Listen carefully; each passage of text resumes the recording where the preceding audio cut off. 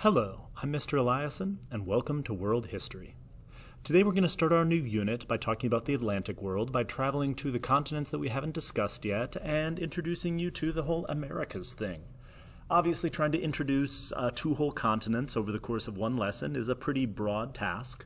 So this is just going to be a quick overview of some things you need to know about the American continents before we incorporate them into our actual, finally, world history. So, let's kick off.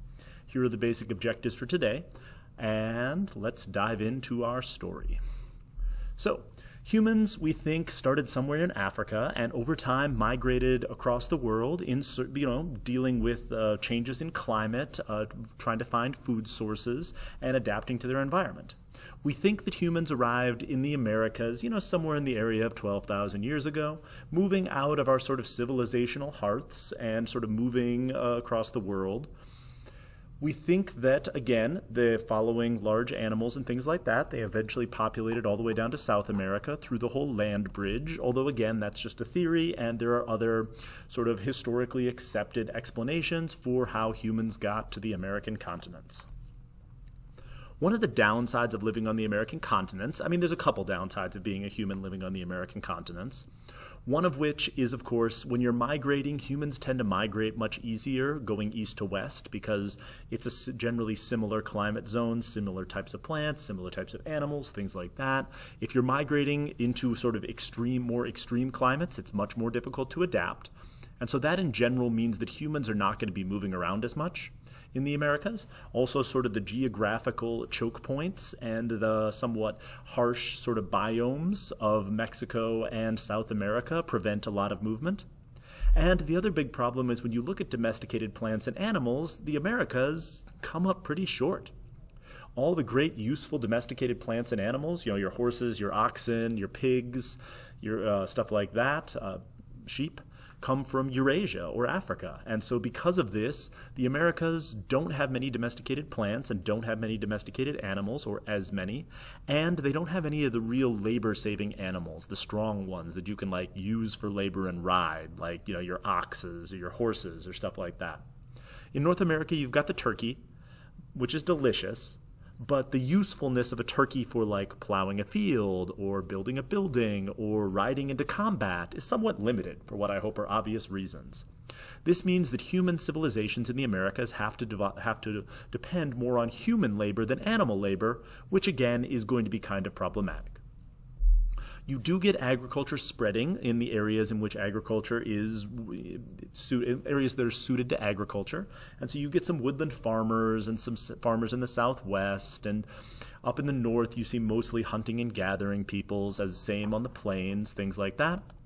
The way humans adapted to the lack of domesticated plants and animals was through clever agricultural techniques, most famously the Three Sisters. The Three Sisters is a way of planting corn, beans, and squash on the same plot of land. They both provide support for each other, with the corn providing support for the beans and the squash keeping away bugs and animals. And as the corn takes nitrogen out of the soil, the beans add nitrogen back into the soil, meaning that you can farm the same plot of land for a longer period of time. So as corn, and specifically the Three Sisters, spread across the Americas, you got more complex civilizations in these regions. The largest one of these civilizations in North America is the Mississippi River Valley civilization, also sometimes known as the Hopewell people, or the Mound Builders, or the Southeastern Ceremonial Complex. They had similar construction methods, and we think some similar religious customs, and you find similar burial mounds, like this one, throughout the whole region of the central Mississippi and Ohio River valleys.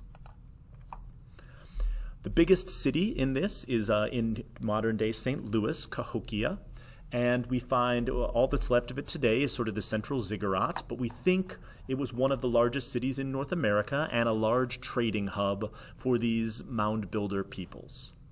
It was abandoned before Europeans showed up, and so we have no real written accounts of what it was like, so all we have is anthropological and archaeological remains.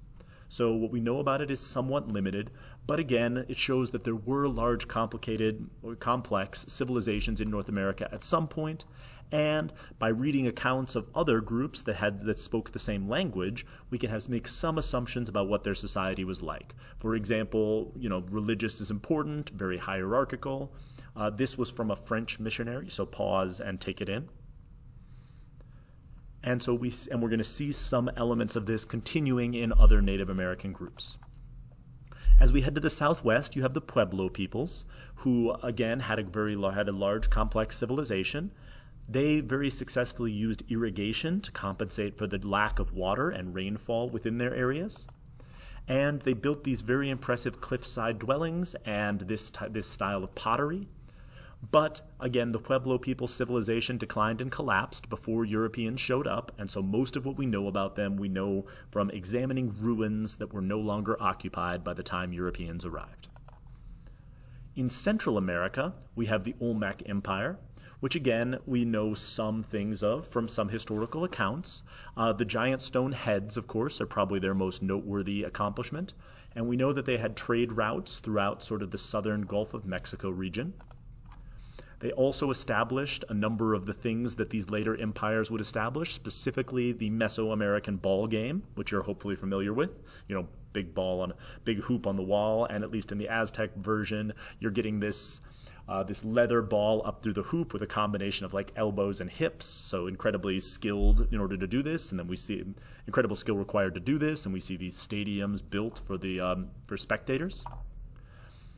The Mayan Empire is our second iteration of these sort of Native American societies, carrying on a lot of the aspects of the Olmec.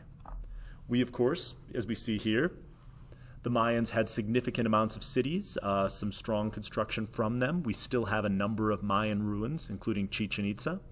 The significant architectural techniques used by the Mayans lead to a lot of their stuff being still around, and they clearly had a significant division of labor because, as it said, quote, "For the single house of a nobleman, it has been estimated that at least 80 to 130 workers would have been employed full-time to finish it in 2 to 3 months." Chichen Itza, as I mentioned, is probably the most famous Mayan site to this day that you can go visit. On the Yucatan Peninsula, they had the famous observatory here, where the Mayans charted the movement of stars in order to create their super accurate calendar, which we'll talk about in a minute. They also had a trade network trading throughout the Yucatan for a variety of different resources, such as salt, cotton, cocoa, animal skins, jade, things like that. And they imported goods from other areas in Central and South America. So, relatively large advanced civilization. Most well known, of course, as we mentioned, for the Mayan calendar, which calculated accurately dates all the way out till 2012, which, shockingly enough, did not herald the end of the world. So that's nice. We're still here.